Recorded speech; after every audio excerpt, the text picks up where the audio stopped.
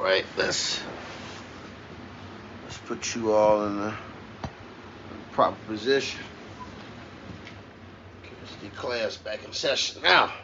If you've ever heard the phrase, the Holy Spirit, and you want to know what it means, where do you start? Well, you have to start on page 1 of the Bible, where the uncreated world is depicted as this dark, chaotic place. But then above the chaos, God's Spirit is there, hovering, ready to bring about life and order and beauty. Okay, but what is God's Spirit? Yeah, so the Spirit is the way the biblical authors talk about God's personal presence. The Hebrew word is ruach. Ruach. Yeah, you gotta clear your throat at the end. So what is it? Well, ruach can refer to a number of different things, but what they all have in common is energy. Energy, how so? So there's an invisible energy that makes clouds move or the tree branches sway. Right, wind. So in Hebrew, that's ruach. Okay. Now take a big breath. So you feel that inside you. Yeah, the air? Well, specifically the energy, right? The vitality in your body that you get from breathing deeply, that too is ruach. And this is the same word used in the Bible to describe God's personal presence. Just like wind and breath are invisible, God's Spirit is invisible. Wind is powerful, and so God's Spirit is powerful. And just as breath keeps us alive, so God's Spirit sustains all of life. Yeah, ruach. Now, as we continue on in the story of the Bible, we see God's Ruach giving special empowerment to people for specific tasks. The first person in the Bible this happens to is Joseph. God's Spirit enables him to understand and interpret dreams. And then it happens to this guy named Bezalel, and he's an artist. God's Spirit empowers him with wisdom and skills. He's given creative genius to make beautiful things in the tabernacle. And we also see God's Ruach empower a group of people called the prophets. They're able to see what's happening in history from God's point of view. That's exactly right. And here's the problem as the prophets saw it.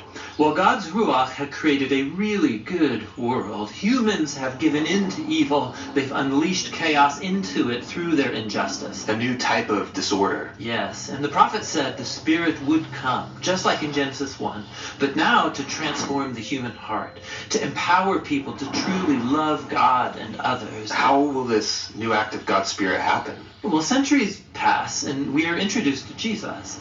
And at the beginning of his mission, there's this beautiful scene where Jesus is being baptized in the waters of the Jordan River. Yeah, the sky opens up and God's Spirit comes and rests on him like a bird. The story's saying that God's Spirit is empowering Jesus to begin the new creation. And we see this happening when he heals people or forgives their sins. He's creating life where there once was death. Now, Israel's religious leaders oppose Jesus, and they eventually have him killed. But even here, God's Spirit is at work. The earliest disciples of Jesus, who saw him alive from the dead, said it was God's energizing Spirit that raised Jesus. This is the beginning of new creation. Yes, and it's still going. When Jesus appeared to his closest followers, he breathed on them and said, "Receive the Holy Spirit." And soon after that, the Spirit powerfully comes on all of his disciples. So that they can become a part of this new creation and share the good news and learn how to live by the energy and influence of God's Spirit. And so, today, the Spirit is still hovering in dark places. Yes, pointing people to Jesus, transforming and empowering them so they can love God and others. And the Christian hope is that the Spirit is going to finish the job. The story of the Bible ends with a vision of a new humanity, living in a new world that's permeated with God's love and life-giving Spirit. So, so the Proverbs 16, verse 18. Pride goeth before destruction, and an haughty spirit before a fall.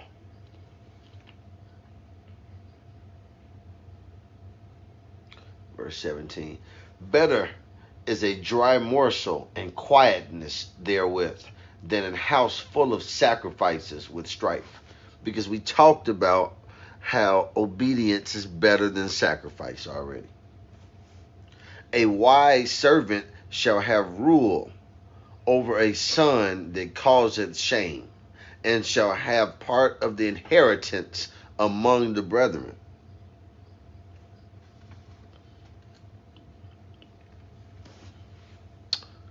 Let's get a pen and write that down. Proverbs 16, 18, 17, 1, 2. The finding pot is for silver, and the furnace for gold, but the Lord trieth the hearts. And we talked about this already, how the heart is full of deceit. A wicked doer giveth heed to false lips, cap, and a liar giveth ear to a naughty tongue. He'll listen to some foolishness. He entertains that. Same way they tell you real, recognize real. Whoso mocketh the poor reproacheth his maker, and he that is glad at calamities shall not be unpunished. He should not be forgiven. Children's children are the crown of old men, grandchildren, and the glory of children are their fathers. That's why it's your father's your hero.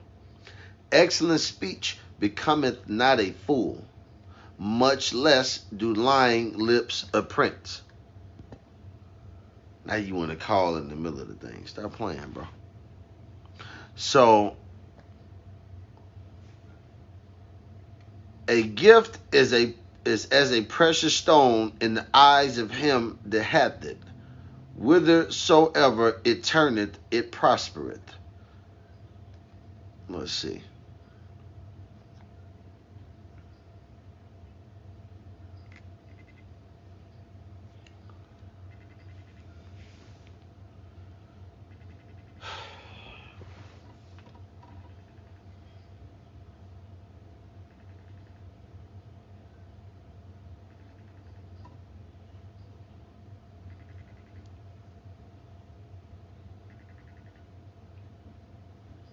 Oh well.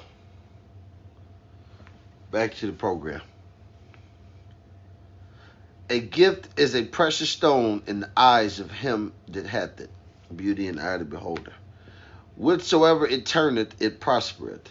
He that covereth a transgression seeketh love, but he that repeateth a matter separateth very friends. A reproof entereth more into a wise man than 100 stripes into a fool. An evil man seeketh only rebellion. Therefore a cruel messenger shall be sent against him. You send the wolf to catch the wolf. Yo. Man, very good, man. I'm in the middle of episode 8. The Last Saint. That's right. Hold on. I'm about to tell you what we covering right now.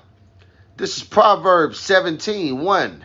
Better is a dry morsel and quietness therewith than an house full of sacrifices with strife. And I covered several episodes ago that obedience is better than a sacrifice.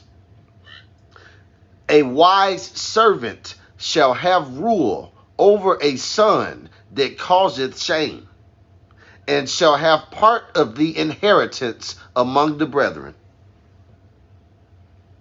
But if you are not there and you don't put the work in, you did not serve. And I said this in the episode before this, brother, and I want you to hear this, because this is what I'm telling these fools. The dead leaders are dead. And most of you are seeking out mantles that you are not ready for. The life you live determines what you carry and the weight of how you carry it. If you have no internal strength, you cannot carry great weights of glory. Yeah, we not playing, bro.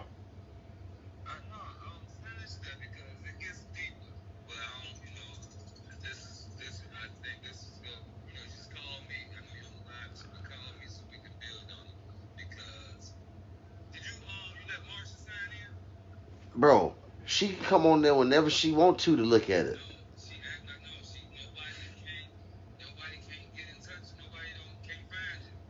Okay, well, we'll get to all that when I'm done with this episode. I'm gonna call you. All right. Look. So, let a bear robbed of her whelps meet a man, rather than a fool in his folly and his foolishness. Whoso rewardeth evil for good, evil shall not depart from his house. The beginning of strife is as when one letteth out water. Therefore leave off contention, before it be meddled with. He that justifieth the wicked and he that condemneth the just, even they both are abomination to the Lord. Wherefore is there a price in the hand of a fool to get wisdom, seeing he hath no heart to it?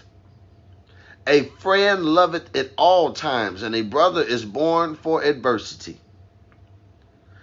A man void of understanding striketh hands, and becometh surety in the presence of his friend. He loveth transgression that loveth strife, and he that exalteth his gate seeketh destruction. He that hath a forward heart findeth no good, and he that hath a perverse tongue falleth into mischief. He that begetteth a fool doeth it to his sorrow, and the father of a fool hath no joy.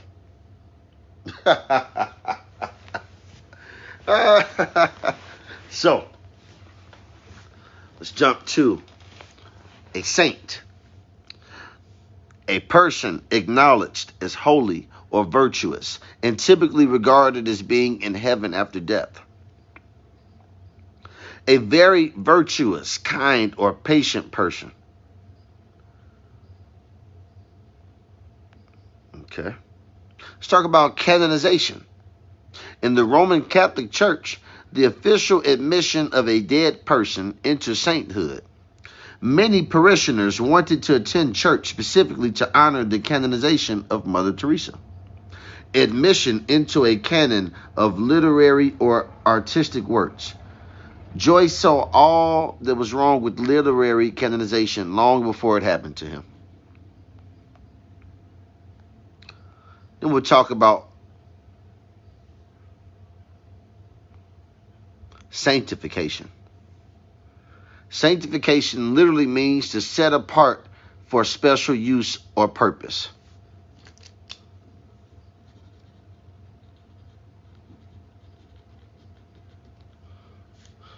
That is to make holy or sacred. Therefore, sanctification refers to the state or process of being set apart.